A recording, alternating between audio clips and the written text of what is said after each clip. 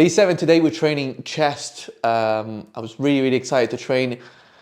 I'm quite late, I'm a bit in a rush. I really dislike being in a rush, especially when it comes to a push session when I know that I really need to take my time, but it is what it is. Sometimes you can plan as much as you want, but on a day like today where tasks just took a little bit longer than expected, you just end up cramming things up and running around like a headless chicken. But nonetheless, it's going to be a productive session. My shoulder is feeling quite good, and I am hoping to hit a PR today.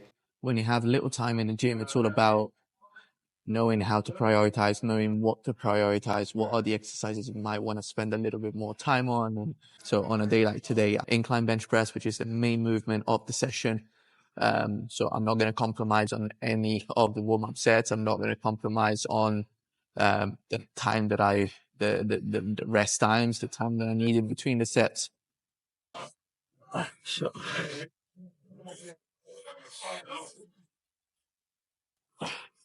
shoulder is feeling quite good today.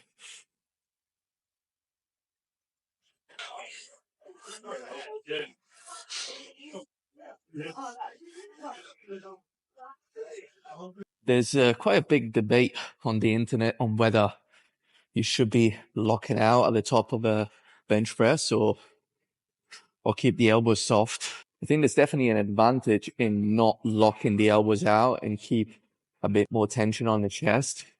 But I also do think that sometimes if you want to reset the rep, locking out at the top, it's not as bad as it's given out to be.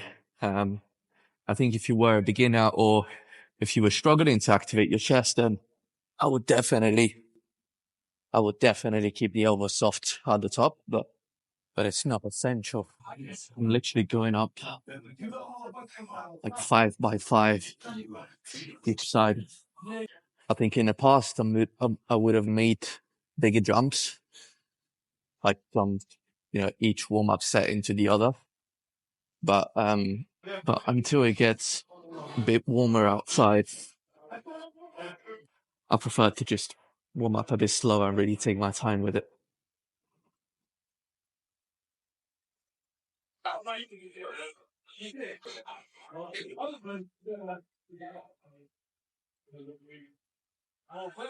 You didn't see this on the previous videos, but I do like to use wrist support on my heavy presses.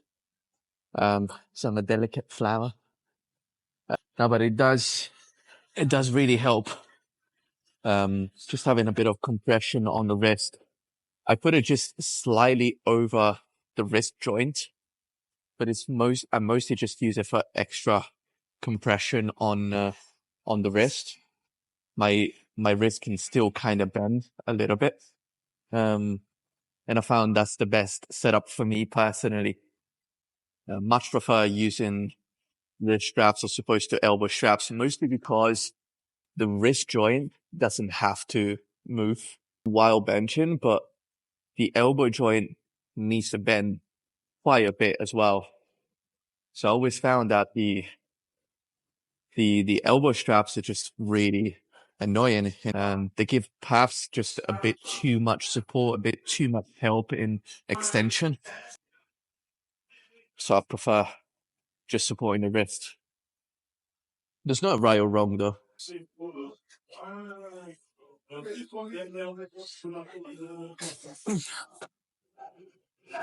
Feels right.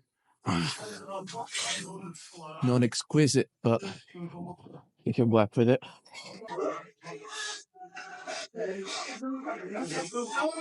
I went to watch June the other day, and wow. I mean, I was really excited to watch it, and usually when I'm really excited about something, I again create expectations and then get disappointed. But wow, what a movie!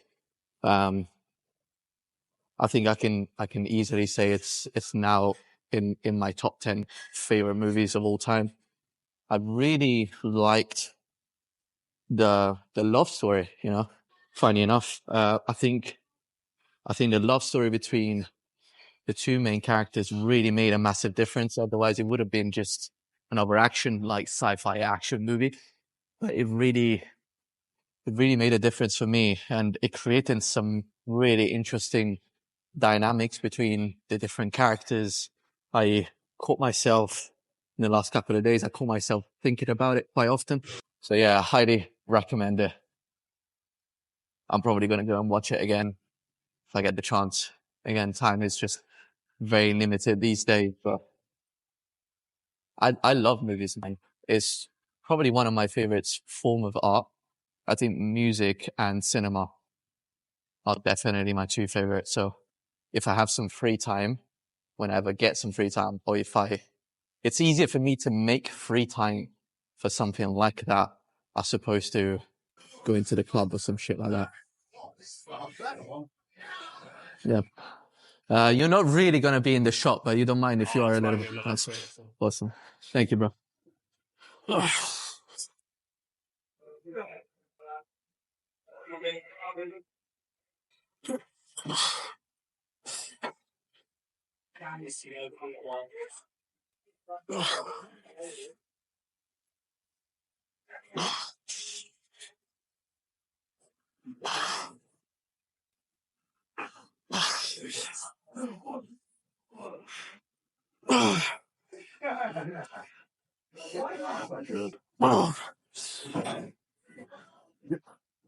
Yes, lovely. Good, good. Awesome. Thank you, bro. That's good. Okay, so first set was pretty good. Definitely felt like I could push a bit closer to failure. Obviously, it was nothing impressive, but uh, definitely felt like things weren't out of line or in any compromising position to any degree. So quite happy about that. It's definitely the smoothest it felt in quite a few months. So this is 2 plates now. Last week I got 10 reps on this, so if I get 10 again or anything above that, I'll be happy.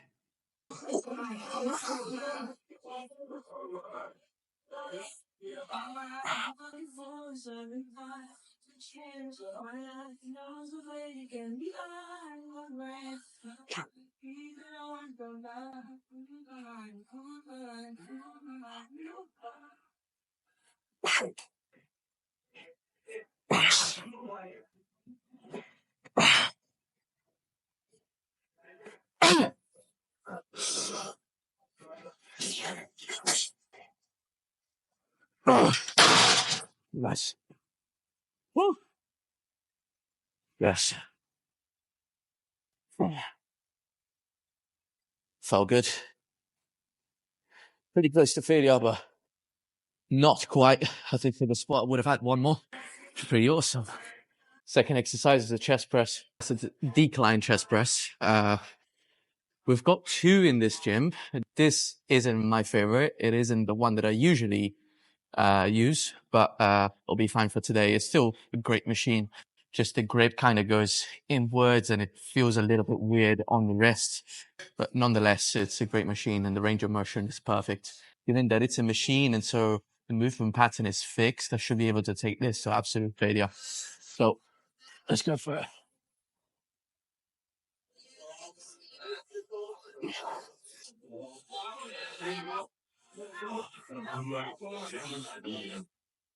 Grip is a bit more narrow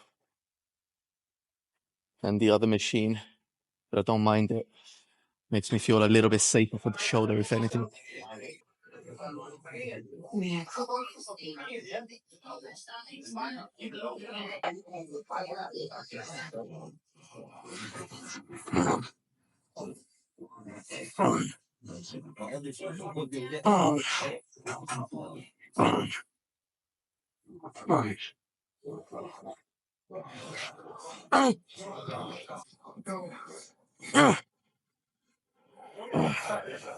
Nice. Let's press pause it.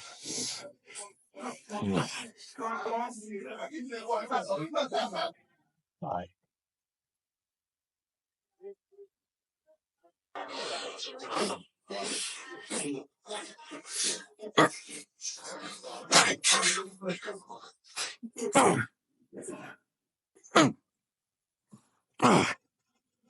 Up. I'm gonna attempt one more rep after 20 seconds. When you lift it from like dead weight, especially on this machine, you're already starting in a stretch position. It's hard as fuck, man. Feels double as heavy as it is when you pick up the momentum.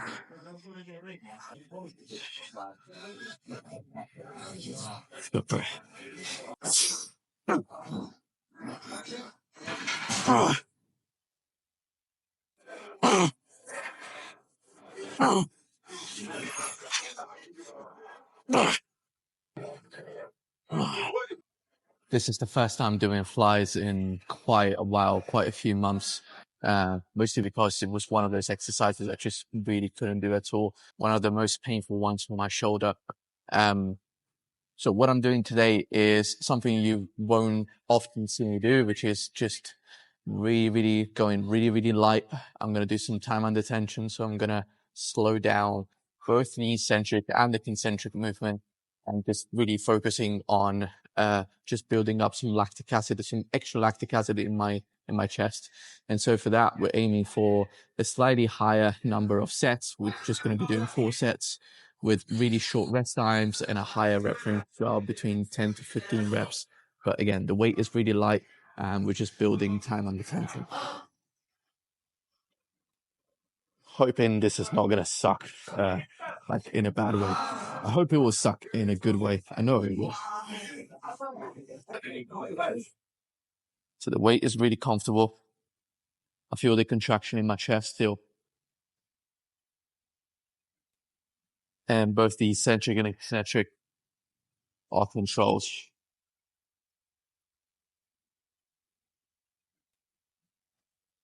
Focusing on keeping the elbows soft, opening up my chest, extending my thoracic at the bottom, and then bringing the elbows together in the middle.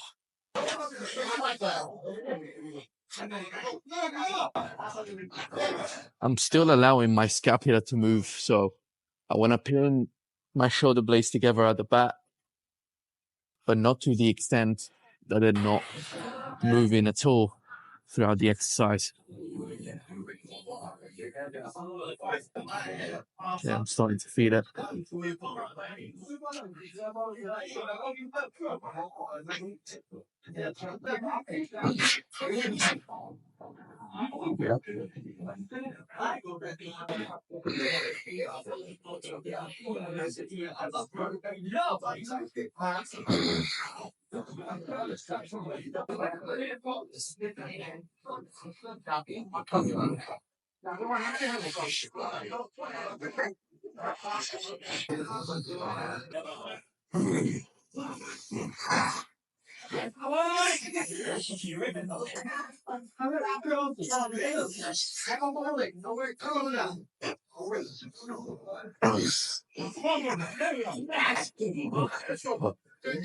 Chest felt engaged throughout.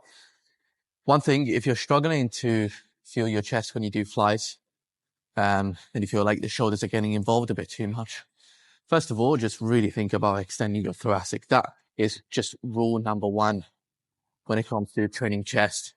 And to be honest with you, it's also what most people that struggle to grow their chest actually struggle with. It's just thoracic mobility. It's just the ability to do this. Simple as. If you can't extend your thoracic, it's going to be very difficult to get the chest involved in any pressing movement. But going back to this exercise, it's all about bringing the elbows together in the middle. Don't think about bringing the hands together and then perhaps keeping the elbows a bit too bent and not really using the full range of motion of the pec. But just think about moving the humerus, the upper arm, across and bringing those elbows together in the middle. I'm going back to the gym to finish off my session. Of course, I'm not particularly keen, but sometimes it's necessary. It's quite late, it's almost 10 p.m, so at least the gym shouldn't be too busy, hopefully. And I only have a couple of exercises left to do anyway, so it should be fairly quick. So to recap, we did incline Smith 3 sets, one heavy between 6 to 10, and then we did 2 sets between 8 to 12, a little bit lighter, but not that much lighter, about 10%. We did a decline chest press. We did 1 straight set and 2 rest pause sets. That felt quite nice. It's not a machine I usually use, but it worked quite well. We also did some flies. I decided to do them in the end, 4 sets, with a short rest time, taken to absolute failure in a higher rep range, about 10 to 15 reps. And we're now going to finish off with some delts, some side delts and rear delts. So this is a pretty awesome shoulder movement, like a lateral raises variation that I started using quite recently. One, because it was one of those that didn't really upset my shoulder to any degree. And also because it is a great alternative to potentially a lateral raises machine or any kind of lateral raises movement that will get the delts in a more lengthened position. And obviously, depending on how low you position the cable, you would get a sticking point in different parts of the lift, in different parts of the range of motion. Obviously, the higher the cable and more the peak of contraction is going to be when the muscle is lengthened. The lower you put the cable in, the more it's going to be towards the top. But I like to put it about kind of halfway through my shins. And that seems to be feeling the best, at least at this moment in time.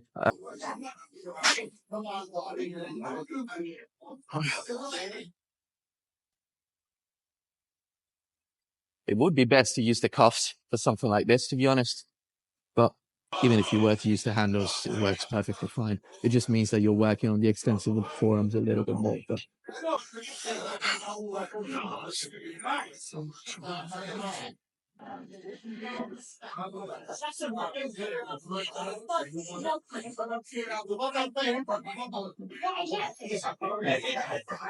can go up.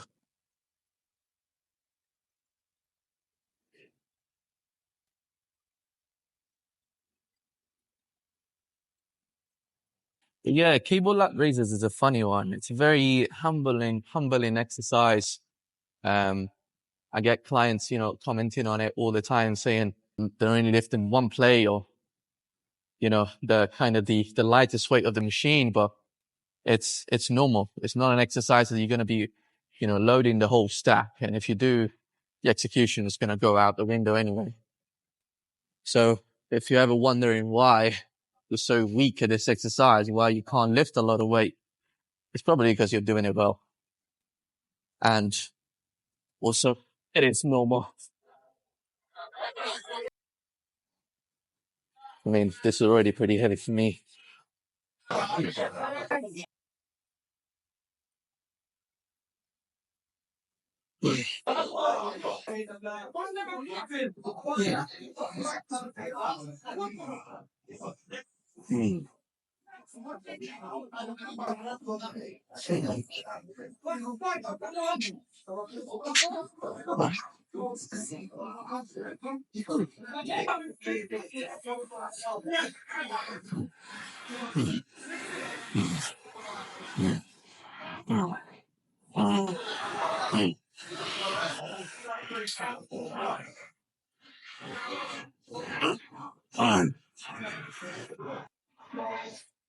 Fuck.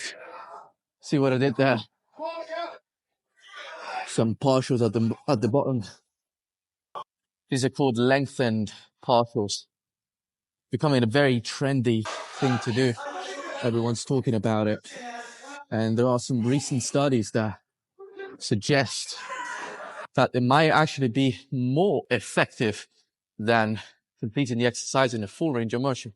I think that it's crazy to think about that we've been using the full range of motion when actually in reality, performing just a fraction of the range of motion might be more effective for hypertrophy.